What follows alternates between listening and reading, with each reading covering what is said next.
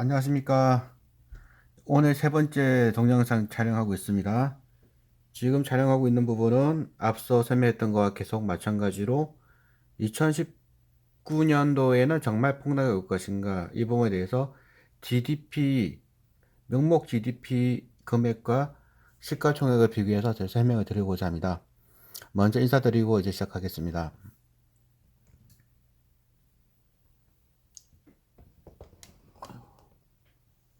오늘 벌써 세 번째 동영상을 찍게 됐는데요. 제가 이거 한번 얘기 좀 드리려고 생각하면서 아마도 4시간은 걸릴 거라고 처음에 말씀드렸는데 최대한 줄여서 하는데도 아마 오늘 다 못 끝날 것 같아요. 지금 우리 애들 학원 갔는데 학원 갔다 오면은 또 5시부터 가회가 있거든요. 그래서 아마도 오늘 다 못 올리고 내일 또 일부를 올릴 수 있을 것 같기도 한데요. 뭐 하는 데까지 한번 해보겠습니다. 얼마나 될지 모르겠는데. 그리고 뭐 GDP가 얼마나 중요한지, 종합주가지수와 GDP가 얼마나 중요한지에 대해서 이제 저는 이제 투자 모임에 가면 여러 차례 이제 강조를 하고 했었는데요. 다시 2018년 올 한 해를 보내면서 GDP가 정말 중요하다, 이 부분을 좀 강조를 다시 한번 드리겠고요. 2019년에 폭락이 올 것인지 여부도 GDP와 시가총액을 비교해 보면 많이 알 수 있습니다. 이 부분에 대해서는 올 초부터 많은 투자자들이 버핏 지수를 가지고 많이 논의가 있었습니다. 여러분께서도 많이 들어보셨을 겁니다. 버핏 지수란 건 무엇인지, 이 부분과 관련해서 좀 말씀을 드리면서 이제 계속 이야기를 이어가려고 하는데요. 또 한 30분 정도 하고 이제 뭐 오늘은 그만하고 이제 내일 한번 올리든지 아니면은 뭐 안 올리지 않든지, 뭐 그거는 이제 좀 봐야겠습니다. 이거 그냥 26일 날 저희 송년회 모임에서 뭐 나누 이야기를 하는 건데, 모이면은 술만 마시냐 이렇게 얘기 많이 하거든요. 뭐 우리가 어떻게 해야 될지, 우리는 지금 어떤 주식을 살지도 매우 중요하지만 지금 현금 비중이 얼마나 가져가야 될지, 이게 더 중요하거든요. 자산 배분 전략하는 친구들이 제일 중요하게 생각하는 게 그거 아닙니까? 자산을 얼만큼 갖고 가야 될지, 그죠? 그 부분에 대해서도 GDP와 종합주가지수를 비교하면 많은 인사이트를 얻을 수 있을 겁니다.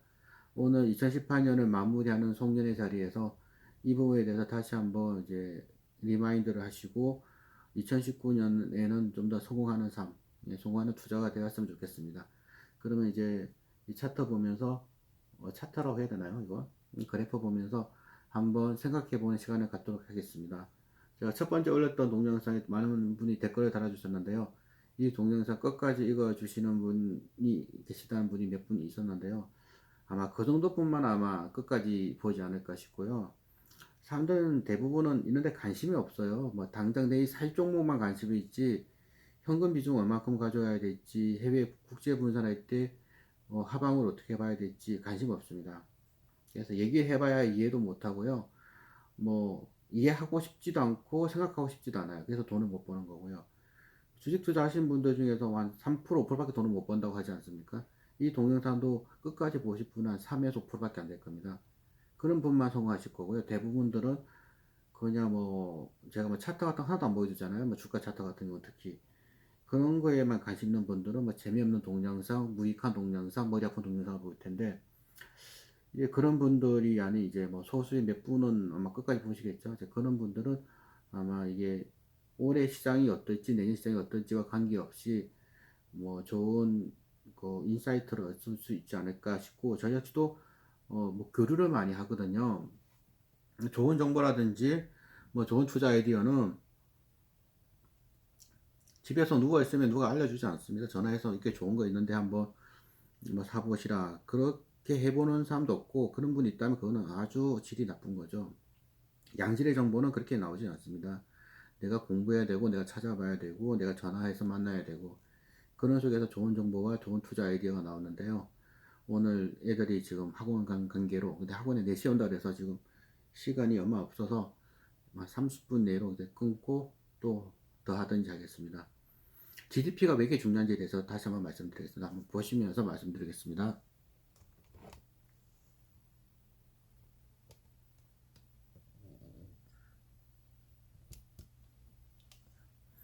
우리나라 명목 GDP는 1730조입니다. 보이시죠? 1730조. 근데 우리나라 그 한국거래소에 가서 보시면은 시가총액이 이렇게 나와요. 그러면은 거래소에 있는 게 1403조죠. 그리고 코스닥을 보면은 233조죠. 그러면은 이제 우리나라 GDP 대비 233조를 하면 1636조 정도, 1700조 정도를 보면은 지금 GDP와 시가총액이 거의 일치하는 건데 약 90% 정도 된 것 같습니다. 대충 때려잡아보면요, 그죠? 근데 이게 왜 중요하냐면은 올 초에 이제 버핏이라는 이제 버핏 지수라는 게 있습니다. 요거 보시면은 버핏 인디케이터라고 나와 있죠. 이 버핏은 뭘 이제 중요하게 봤냐면은 이것도 예전에 뭐 버핏이 인터뷰한 걸 토대로 만든 건데요. 버핏은 GDP 대비해서 시가총액을 비교했어요. 그래서 GDP 대비해서 시가총액이 100%가 넘어가면 위험 신호를 받습니다. 그런데 버핏 지수에 의하면 161% 간 적이 한 번 있었고요. 152.1%까지 간 적이 있었는데 이게 2017년 말이었거든요. 2018년까지 가면은 그 160% 이때까지 오는데 이때가 무슨 일이냐면 쭉 내려보시면은 2000년도입니다. 금융위기 일어났을 때. 그리고 2010년도 이때가 65%까지 내려왔었고 다시 이제 그까지 간 거죠. 다시 말해서 버핏 지수라는 거는 GDP 대비해서 시가총액이 과도하게 높아질 때는 반드시 폭락이 왔다는 겁니다. 이런 경우에 버핏은 현금 비중을 거의 50% 가까이 늘려버렸어요.